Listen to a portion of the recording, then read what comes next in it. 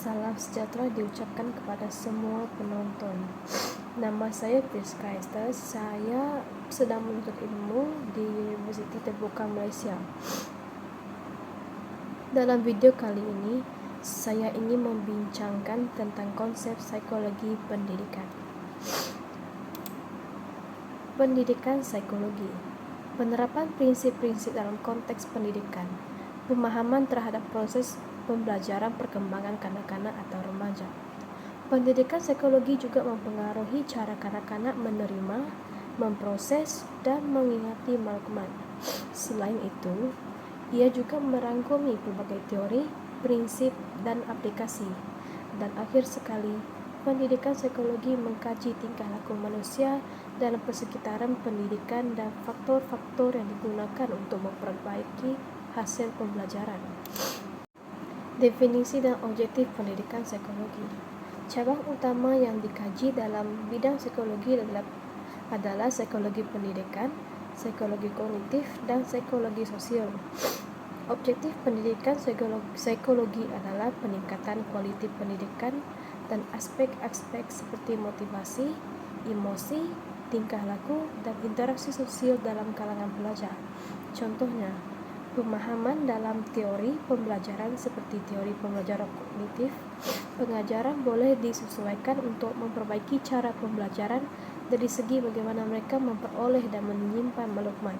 Oleh itu, pendidik sangat dibantu dengan adanya psikologi ini untuk merancang pendekatan yang berkesan dan memenuhi keperluan pelajar secara individu dan kolektif.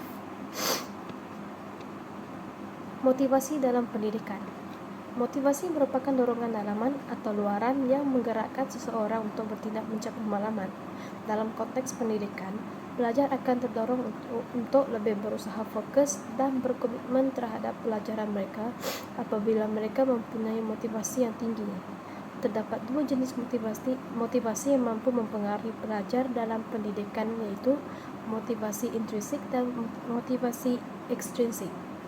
Motivasi intrinsik adalah dorongan yang datang dari mereka sendiri seperti minat yang besar terhadap subjek atau kepuasan pribadi yang diperoleh daripada maklumat yang dicapai.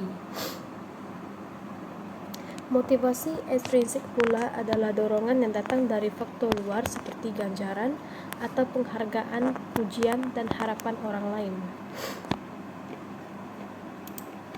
Contoh motivasi intrinsik. Seorang individu gemar melukis atau bermain musik mungkin melakukannya kerana mereka menikmati proses tersebut, bukannya untuk mendapatkan pengiktirafan atau ganjaran. Malahan, mereka berpuas hati dengan hasil karya mereka sendiri dan boleh dinikmati masa yang dihabiskan untuk meneroka aktiviti mereka.